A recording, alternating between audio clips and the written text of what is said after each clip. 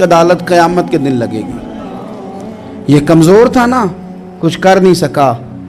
میرے نبی پاک صلی اللہ علیہ وسلم نے فرمایا سن لو، اگر سینگ والی بکری نے بغیر سینگ والی بکری کو تکلیف دی ہوگی نا تو قیامت کے دن اسے بھی بدلہ دینا پڑے گا کہ تیرے پاس سینگ تھے اور تو نے اسے مارا تھا۔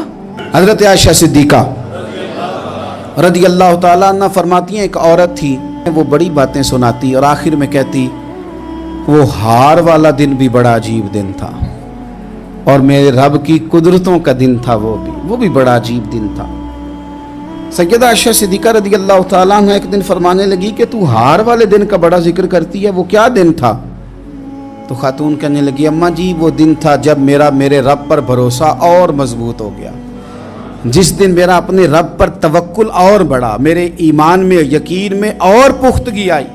کہنے لگی میں ایک گھر کی کنیز تھی، نوکرانی تھی، اس گھر میں ایک بچی تھی جس کے پاس سونے چاندی ہیرے جواہرات کا ہار تھا۔ اس زمانے میں نا چمڑے کے اوپر لوگ ہیرے جواہرات لگاتے تھے، کئی دفعہ سرخ رنگ کے چمڑے پہ لگائے جاتے تھے، وہ بچی پہنتی تھی تو کہتی ہوں بچی کے اس نے اتار کے رکھا یا اس سے گرا وہ ہار تو چیل اسے اٹھا کے لے گئی گوشت سمجھ کے اور میرے سامنے اٹھا کے لے گئی۔ گھر والوں نے مجھ سے پوچھا، یہ بخاری میں موجود ہے، گھر والوں نے پوچھا مجھ سے کہ وہ ہار کہاں ہے تو میں نے کہا چیل اٹھا کے لے گئی۔ گھر میں کچھ چوری ہو جائے تو سب سے پہلا الزام کس پہ لگتا ہے؟ ملازمین پہ۔ کہتے انہوں نے مجھے بڑا مارا، بڑی تکلیف تھی، حتیٰ کہ میری شرمگاہ تک کی تلاشی لی، میری عزت اتنی خراب کی میں بتا نہیں سکتی۔ میں نے اپنی زندگی میں ایک واقعہ دیکھا، ایک امیر گھر میں چوری ہو گئی، ملازم کو اتنا مارا کہ وہ چارپائی پہ پڑ گیا، پولیس والوں سے اتنی مار پڑوائی گئی کہ وہ بیچارہ چارپائی پہ پڑ گیا اور پھر وہ اتنا بیمار ہوا اور کچھ دنوں کے بعد پتہ چل گیا کہ چور تو اپنا بیٹا ہے ان کا، پھر اس کا انتقال ہو گیا۔ اب وہ سیٹھ صاحب اور گھر والے آ کے نا مرنے والے کے کان میں معافیاں مانگ رہے ہیں، کان میں۔ تو میں نے ان سے پھر کہا تھا کہ یہ تو اب چلا گیا ہے، تمہارا زور چلتا تھا نا تو تم نے قانون خریدا اور تم نے اسے جتنا ہو سکا تم نے اسے مار پڑوائی۔ وہ خاتون عرض کرتی ہے سیدہ عائشہ کی خدمت میں کہ مجھے بڑا مارا، مجھے تکلیف دی، میں کہہ رہی تھی کہ میرے سامنے چیل لے گئی ہے پر وہ نہیں مان رہے تھے، اماں جی انہوں نے مجھے بڑا مارا۔ حضرت عائشہ صدیقہ کہتی ہیں پھر کیا ہوا؟ کہنے لگی اماں جی جب کوئی میرا مددگار نہ رہا، مجھے تکلیف دے رہے تھے، رسوا کر رہے تھے، تو میں نے اپنے رب سے مدد چاہی، میرے رب کی طرف میں نے توجہ کی، میں نے کہا مالک اب تو ہی میرا مددگار ہے۔ کہتی ہے وہ مجھے مار رہے تھے تو وہ چیل جو ہار لے گئی تھی وہی لے کے واپس آ گئی اور ہمارے سروں کے قریب لا کے اس نے جب اس ہار کو پھینکا وہ مجھے چھوڑ کے سائیڈ پہ ہوئے، وہ میری بے گناہی جان گئے، لیکن آپ کو بتاؤں اس دن سے میرا اپنے رب پر یقین اور بڑھ گیا۔ مجھے سمجھ آ گئی کہ جب انسان پورا ٹوٹ جاتا ہے اور جب کوئی چاروں جانب اس کا مددگار نہیں ہوتا تو رب تو ہوتا ہے نا، اللہ تو اس کا مددگار ہوتا ہے نا، وہ تو پھر اپنے اس بندے کی مدد کرتا ہے نا، پھر وہ تو توانائی دیتا ہے نا، وہ تنہا نہیں چھوڑتا، وہ تو آنسوؤں والوں کے آنسوؤں پہ بڑا کرم فرماتا ہے، وہ تو قسم پرسی میں آ جاتا ہے، اس کی رحمت بڑھ کے استقبال کر لیتی۔ تو بھائی جب آپ پر اللہ کی حکمت کے تقاضے پورے ہونے لگیں اور زندگی میں کبھی کوئی ایسا وقت آئے کہ آپ محسوس کریں کہ تنہا رہ گئے ہیں اور کئی اپنے بھی مخالفین کی جماعت میں نظر آنے لگے ہیں، تو اس وقت پھر دل، روح، زبان اور ذہن کو یکجا کر کے سمجھ لینا کہ جب ساری دنیا ساتھ چھوڑ جاتی ہے تو رب کی رحمتیں اس وقت بھی ساتھ رہتی ہیں اور اللہ کی مدد اس وقت بھی بندے پہ کرم نوازی کرتی ہے۔ ایک اور حدیث سنیں، لطف کی بات یہ ہے یہ بھی بخاری میں ہے، یہ بھی واقعہ بخاری میں ہے۔ اللہ اکبر۔ ایک شخص نے نا ایک بندے سے قرض مانگا، اس نے کہا مجھے قرضہ دو، وہ کہنے لگا کہ کتنا قرضہ؟ اس نے کہا 1000 دینار، دینار سونے کا ہوتا تھا، درہم چاندی کا ہوتا تھا، 1000 دینار چاہیے۔ اس نے کہا کوئی گواہ ہے تیرے پاس؟ गरीब का गवाह भी कोई नहीं बनता। कभी उलझ जाए ना कोई बंदा तो कई अपने भी कह देते हैं कि हम इसके कौल फेल के जिम्मेदार नहीं हैं। एक गरीब आदमी को कर्ज की ज़रूरत पड़ गई, 1000 दिनार चाहिए। मैं कह चुका हूँ कि दिरहम चांदी का होता था, दिनार सोने का। अब 1000 दिनार लेना है। तो जिस बंदे से उसने कहा, अगरचे वो नेक बंदा था, उसने कहा यार 1000 दिनार दे दो। तो कहने लगा कोई गवाह है तेरे पास? वो कहने लगा गरीबों का गवाह कौन होता है? हाँ एक गवाह है। कहा कौन? कहा मेरा रब, वो तेरे और मेरे बीच गवाह है। उसने कहा कोई कफील, अगर तू पैसे ना दे सके तो वो बाद में दे दे, या तुझे कुछ हो जाए तो वो दे दे। उसने कहा कफील भी मेरा अल्लाह ही है। मेरे पास अगर है तो रब करीम का नाम है, अगर एतमाद कर सकता है तो कर ले। बंदा नेक था, उसने कहा रब के नाम पे, रब की किफालत पे, अल्लाह को गवाह बना के मैं तैयार हूं तुझे 1000 देने को। उसने 1000 दिनार दे दिया। वक्त वापसी का तय हो गया। वो चला गया पैसे लेके। उसने पूरी मेहनत की कि मैंने वक्त पे पैसे लौटाने, पूरी मेहनत भी कर ली, अल्लाह ने मदद भी कर दी, पैसे भी उस तारीख को उसे मिल गए। बाद लोगों का तो लौटाने का दिल ही नहीं ना होता। फरमाया हदीस पाक में कि तू लौटाने का इरादा कर, रब तेरी मदद भी फरमाएगा। लेकिन यहाँ बहुत सारे लोग कहते हैं खैर है, इरादा ही नहीं। तो फिर जिस तरह का बंदे का गुमान हो, रब भी उसी तरह का मामला फरमाता है। उसने पैसे जमा भी कर लिए और वापस देने को तैयार भी हो गया, लेकिन रास्ता बहरी जहाज का था, कश्ती का था, दरिया के रास्ते वापस आना था। अब वो जब आ गया दरिया के किनारे तो बड़ी कोशिश की, पर वहाँ उसे कोई कश्ती नहीं मिली। वक्त पे पैसे लौटाने हैं, सफ़र करना है, अब सवारी मुयस्सर नहीं है। सोच सोच के परेशान था कि मैंने तो अल्लाह के नाम पे लिए। अचानक दिल में एक तजवीज़ आई। उसने एक लकड़ी ली, लकड़ी को अंदर से खोला, 1000 दिनार उसमें भरा। बुखारी पढ़ रहा हूँ, और साथ एक ख़त भी लिखा कि यार मैं पैसे पहुँचाना चाहता था पर मुझे कोई चीज़ नहीं मिली दरिया के उस पार आने, अल्लाह के नाम पर तेरी तरफ रवाना कर रहा हूँ। और ये कह के वो लकड़ी दरिया में रख दी। वो लकड़ी डूब गई है, वापस आ गया। वो जिसने पैसे लेने थे वो ऐन मुकर्ररा वक्त पर दरिया किनारे आया। सुबह से सरे शाम तक उसने इंतज़ार किया। दिल ढलने लगा तो दिल में ख्याल आ गया कि यार नहीं, उसने देने ही नहीं, झूठा वादा कर गया, पहुंचा ही नहीं वक्त पे। अब जब वापस लौटने लगा तो अचानक दरिया में एक लकड़ी तैरती हुई दिखाई दी। कहने लगा ले जाता हूँ, शाम को रोटियां पकाने के काम आएगी, ईंधन बना के जला लूंगा, हंडिया पक जाएगी। लकड़ी उठा के जलाने के लिए घर लाया। गुमान था कि वो नहीं आया वादा करके। अल्लाह को कफील और वकील बना के और गवाह बना के फिर भी नहीं आया।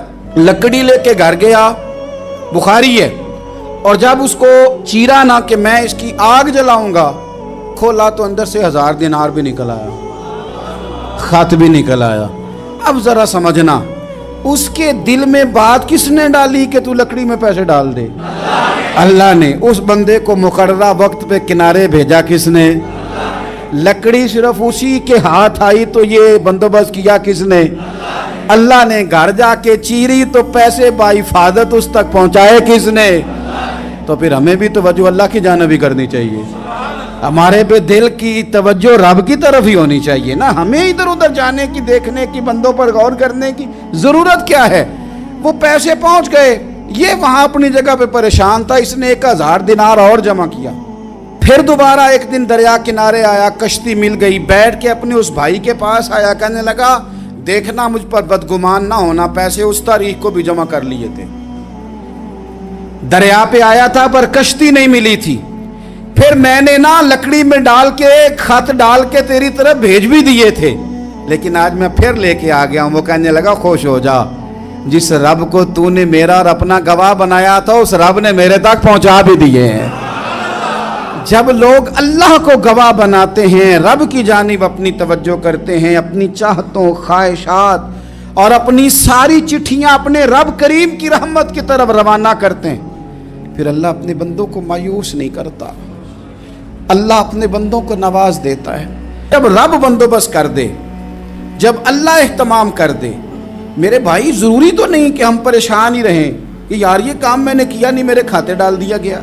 यार इस जुर्म का मैं मुजरम ही नहीं और मेरे मुंह पे स्याही मलने की कोशिश की जा रही, ये मेरा खाता ही नहीं और लोग मुझे तकलीफ दे रहे हैं। जरूरी नहीं कि आप ही वजाहत करें, मेरा रब भी बंदोबस्त फरमा दिया करता है। और जो एहतमाम अल्लाह करता है ना, जो बंदोबस्त रब करता है, आजमाइश आ जाती है, बड़े बड़ों पे आ जाती है, लेकिन बाज़ औक़ात बड़ी तकलीफ होती है जब उस बंदे को लोग कटहरे में खड़ा कर दें जिसका जुर्म ही कोई नहीं, उस शख्स से लोग सवाल जवाब शुरू कर दें जिस बेचारे के ख्याल में भी वो बात नहीं।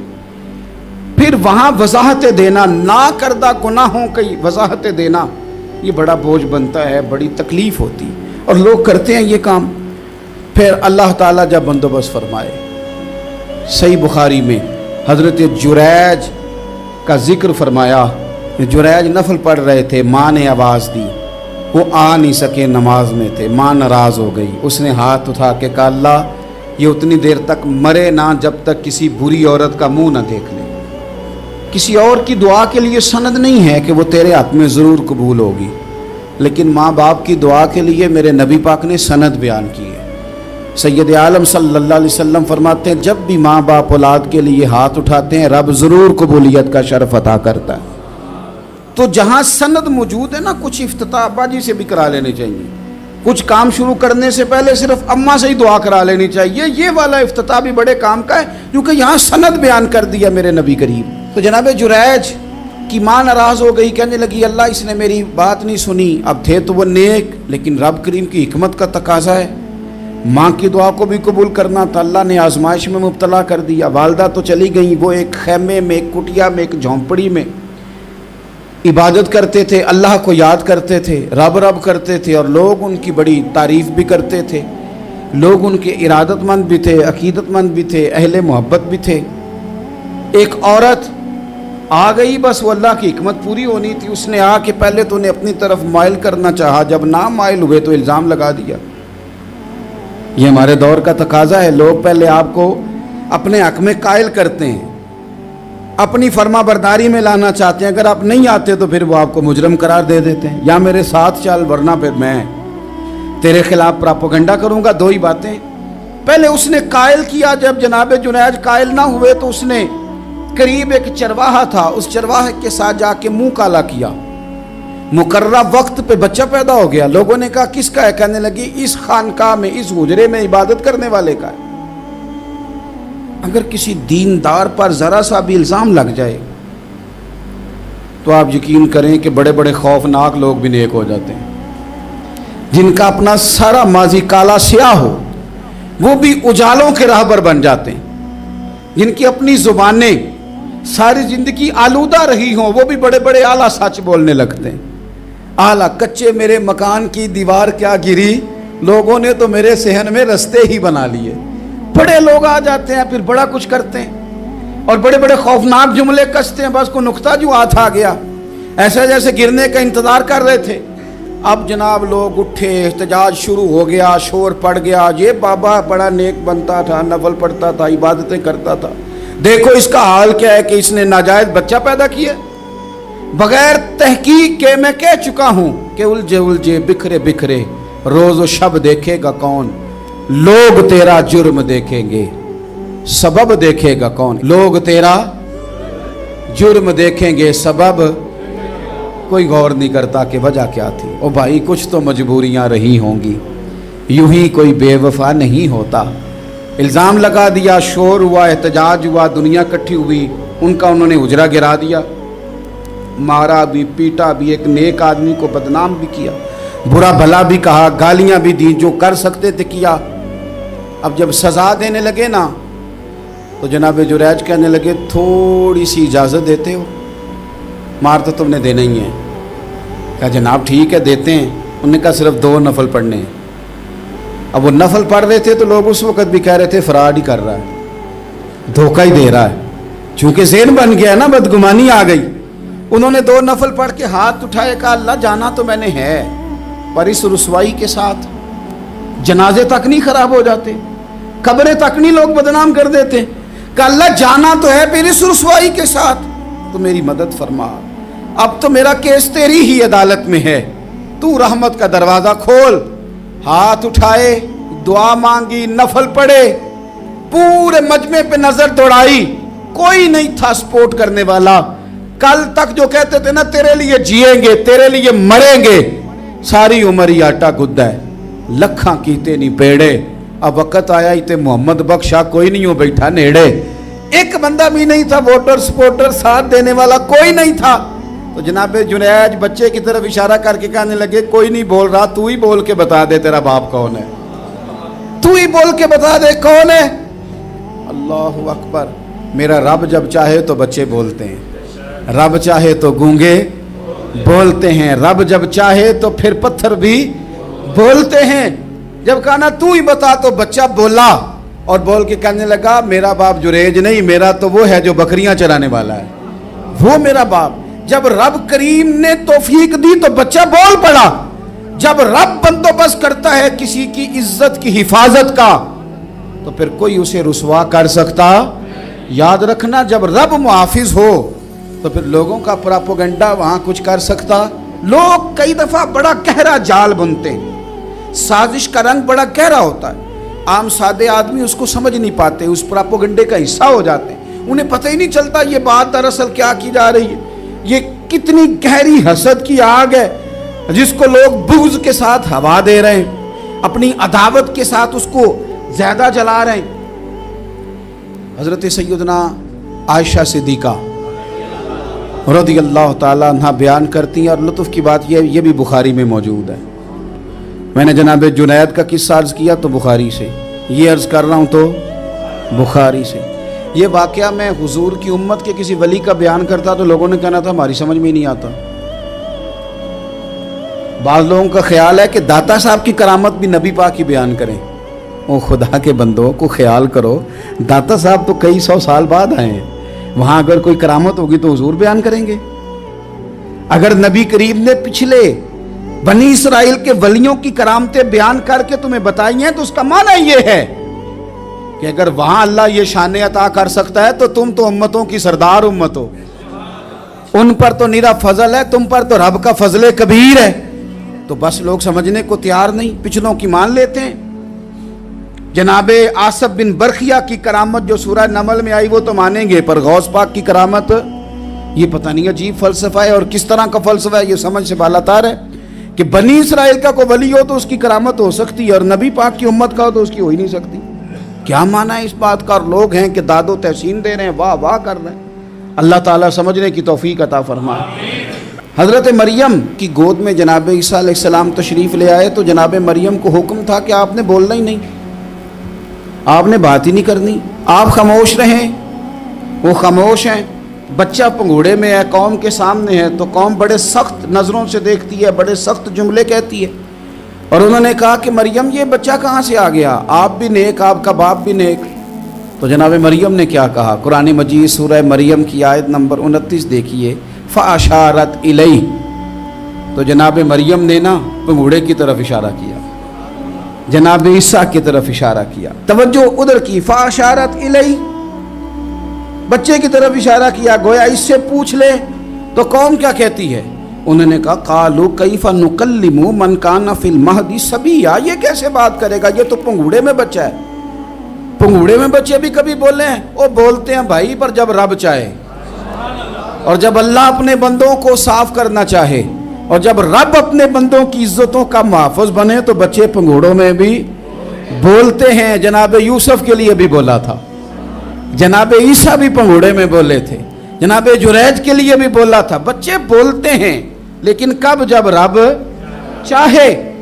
कैसे बोलेगा, ये तो पंघूड़े में है।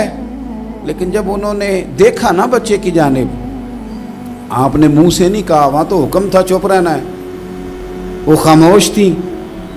पंघूड़े की तरफ इशारा करके कहा उससे पूछ लो जो पंघूड़े में है। तो जनाब ईसा पंघूड़े से बोले और सीधे हाथ के इशारे कर कर के बोले। क्या कहते हैं? फरमाने लगे काला इन्नी अब्दुल्लाह। ईसानियों ने कल कला को कहना था ना वो अल्लाह के बेटे हैं, तो उन्हें बात ही यहाँ से शुरू की। कहने लगे लोगों सुनो, मैं अल्लाह का बंदा हूँ। बात शुरू यहाँ से की, जो कल बात होनी थी आज उसका इजहार किया। कहने लगे इन्नी अब्दुल्लाह, मैं अल्लाह का बंदा हूँ। आतानी अल किताब, مجھے کتاب دی گئی ہے، وَجَعَلَنِي نَبِيًّا، اور رب نے مجھے نبی بنا کے بھیجا ہے۔ 10 منٹ پہلے جناب مریم کے بارے میں رائے لوگوں کی اور تھی، اور 10 منٹ کے بعد اور تھی۔ 5 منٹ پہلے باتیں اور تھیں، اور 5 منٹ کے بعد باتیں اور تھیں۔ او سنگیو، ساری امیدیں سیٹھوں، نوابوں، دنیا داروں سے کیوں وابستہ کرتے ہو؟ ساری توجہات کا مرکز کیوں ان لوگوں کو بناتے ہو جو تمہیں دنیا میں مضبوط نظر آتے ہیں؟ اپنی توجہات کا مرکز اپنی خدا کو بنائیے، اپنے مالک کی جانب اپنی ساری خواہشات کا رخ پھیر دیجئے، اپنی توجہات اپنے رب کی جانب کر لیجئے۔ وہ اپنے بندوں پہ بڑی کرم نوازی فرماتا ہے، وہ عزتوں کا بھی محافظ ہے، وہ پریشانیوں میں کرم نوازیاں فرمانے والا ہے، وہ ساتھ دینے والا ہے، وہ اس کی رحمت قریب آ کے بندے کو سہارا دیتی ہے، وہ اپنے فضل سے اپنے بندوں کی ہر مشکل میں دستگیری فرماتا ہے۔ اسیاں سے کبھی ہم نے کنارہ نہ کیا، اور تو نے بھی تو دل آزردہ ہمارا نہ کیا۔ ہم نے تو جہنم کی بہت کی تدبیر، پر مولا تیری رحمت نے گوارا نہ کیا۔ عدل کریں تے تھر تھر کمبن، اچیاں شانہ والے، تجھے تو فضل کریں تے بخشے جامن، میرے جے منہ کالے۔ آخر دعوایا ان الحمدللہ رب العالمین۔